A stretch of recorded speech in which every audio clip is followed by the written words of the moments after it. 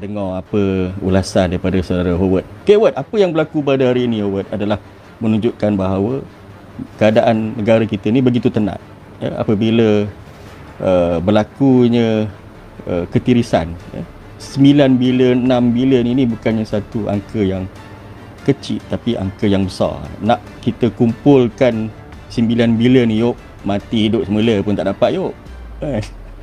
7 kali mati hidup, mati hidup, mati hidup, pun tak dapat nak kumpul 6 bilion, 9 bilion. Tapi nampaknya wang negara ini begitu saja dibuang ataupun dibazirkan. Dan memang saya fikir seperti mana yang saya sebutkan tadi, berlaku ketirisan dan juga unsur-unsur rasuah. Yuk. Jadi pada pandangan saudara Howard ni, apa yang boleh diulaskan sedikit sebagai sesi pengenalan? Ya, salam sejahtera, selamat pagi kepada kawan-kawan. Memang dah masuk pagi dah. Apa yang Zack sebut tadi tentang Melayu tipu Melayu tu bukan tempat saya untuk ulas. Saya susah nak lawan, tapi tak naklah kata saya setuju, tapi memang susah nak lawan hujah Zack tadi itulah. Sebab kalau kita ikutkan, sudah tentu sekiranya hujah bahawasanya Parti Melayu yang memerintah, yang perjuangan asas dia dan perjuangan berterusannya adalah untuk mempertahankan hak dan kepentingan orang-orang Melayu. Takkanlah pemimpin Melayu nak tipu negara yang majoriti Melayu. Takkanlah kepentingan orang Melayu diperdayakan, digadai dengan nak jual atau belanjakan duit rakyat Malaysia yang kebanyakannya Melayu, dengan membeli kapal yang kononnya dinamakan atas nama-nama orang-orang dan pemimpin-pemimpin hebat-hebat orang-orang Melayu, tapi akhirnya kapal 5 buah, 6 buah, 9 bilion, 2014 tanda tangan yang meterainya perjanjian nak jadi, 2022 5 buah kapal yang sepatutnya dah selesai tapi belum selesai lagi.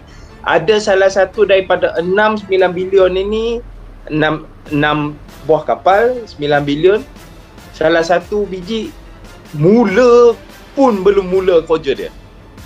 So itu bagi saya adalah takrif yang paling tepat kepada istilah penipuan.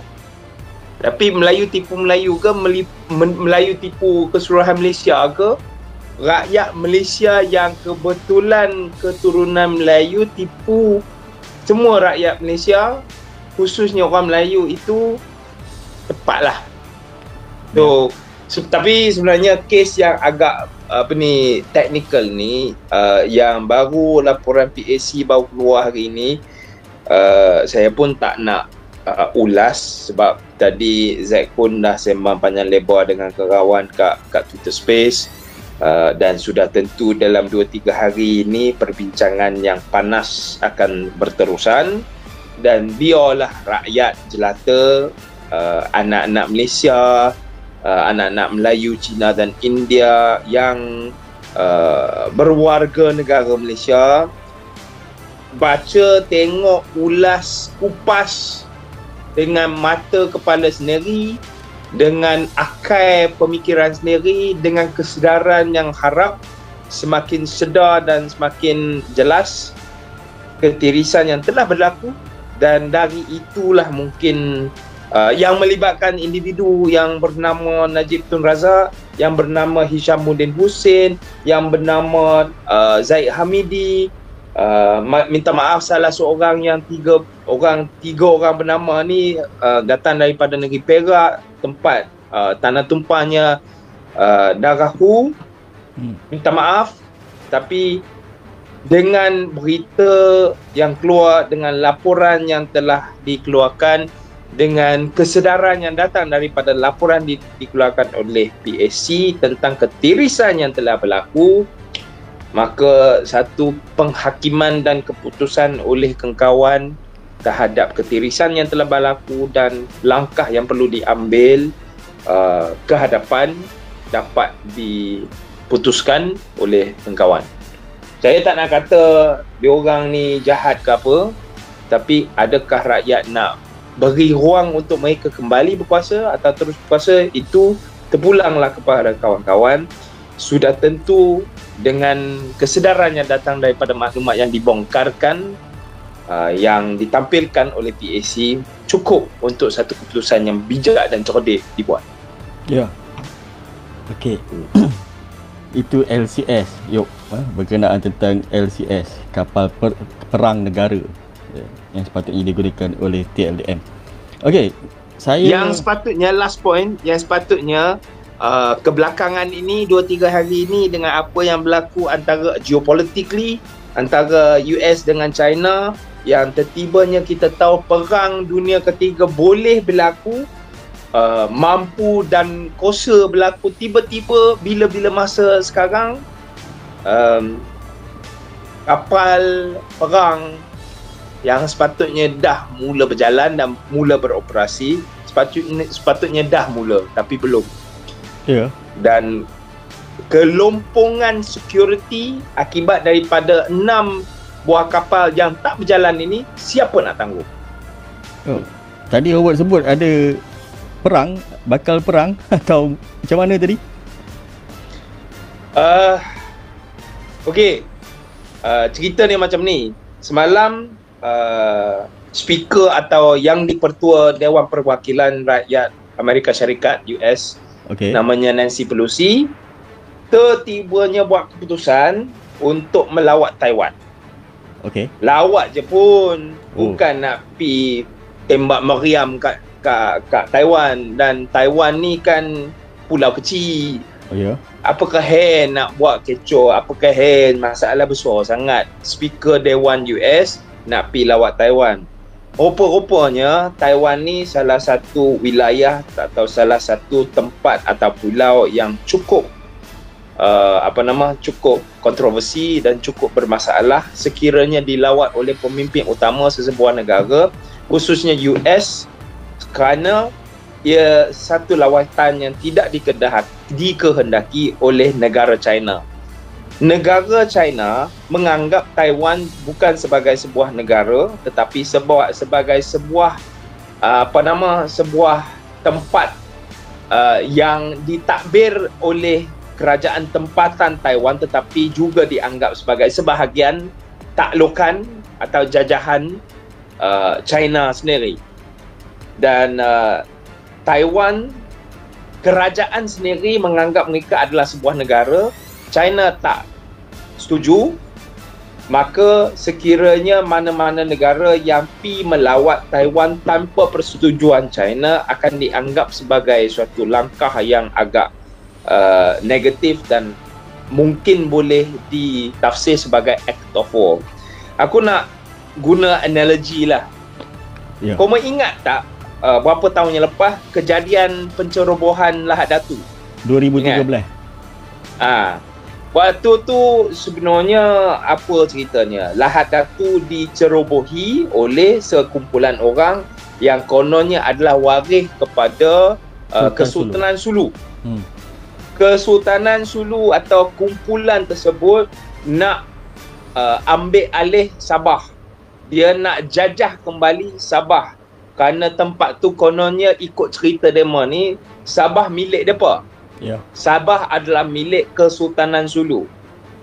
Bayangkan apa yang berlaku waktu itu. Okey, Kesultanan Sulu kalah. Depa undur balik. Depa balik ke Mindanao. Tapi dari Mindanao, atas kekalahan depa tak nak ngaku. Depa kata sebenarnya Kesultanan Sulu adalah kerajaan sah kepada bukan saja Mindanao tetapi kepada keseluruhan Sabah. Malah bukan saja keseluruhan Sabah, kita kerajaan kepada keseluruhan Malaysia yang sah. So depa buat pengumuman sini sana dari Mindanao atas kekalahan depa, sebab tak nak tunjuk kalah, nak tunjuk depa menang juga walaupun dah kalah dan berundur ke Mindanao.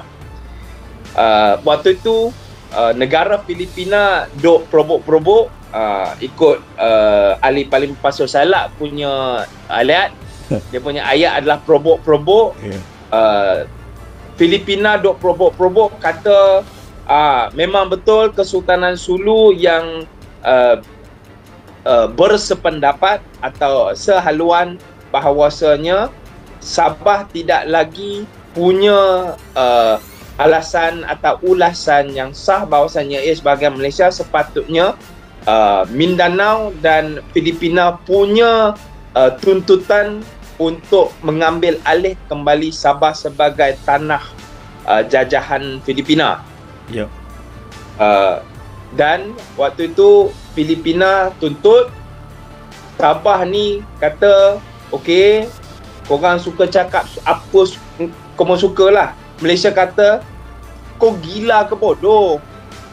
Engkau ni yang nak takluk Sabah ni, engkau ni sendiri pun tak kuasa, tak mampu nak kuasai Mindanao sendiri. Mindanao ni bahagian daripada Filipina. Filipina duk duk tumpang glamour, kata nak guna benda yang langkah yang dibuat oleh Kesultanan Sulu atau warisnya untuk tuntut kembali. So dalam analoginya, Filipina yang duk probok-probok adalah US. Taiwan adalah Kesultanan Sulu atau Mindanao. Malaysia ni adalah China lah waktu itu. Okey. China ketika ini, China kata aku ni cukup besar. Aku memang menguasai keseluruhan China termasuk tuntutan China. Aku tak setuju, tapi China kata Taiwan ni aku punya. Aku bagi Taiwan untuk jajah, untuk tak base sendiri, tak semestinya aku nak bagi ruang untuk engkau nak takluk. So Filipina US, Filipina yang duk probok-probok, China ni Malaysia duk naya, hang cuba nak cuba dan gagal untuk ambil tanah aku, dan Mindanao ni Taiwan. So apa yang berlaku sekarang ni adalah analogi tersebut. Apakah implikasi sekarang? Implikasi sekarang adalah bila US dengan China duk berkelahi, duk bergaduh, dua kuasa terbesar dari segi ekonomi, dari segi pertahanan, dari segi semualah.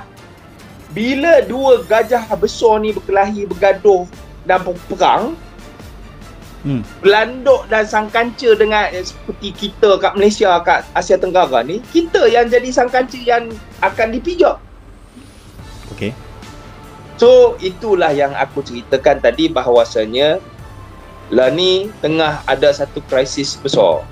Krisis yang sekiranya China duk bergaduh atau berterusan gaduh dengan US, dan benda ni bukan kecil tau, sehingganya China sampai sekarang ni tengah adakan latihan ketenteraan inverted commas. So China tengah tunjuk depa melenting. China memang melenting. China duk melenting kerana US tengah mempersoalkan atau memang dah melukakan ego China atas kedaulatan mereka sendiri.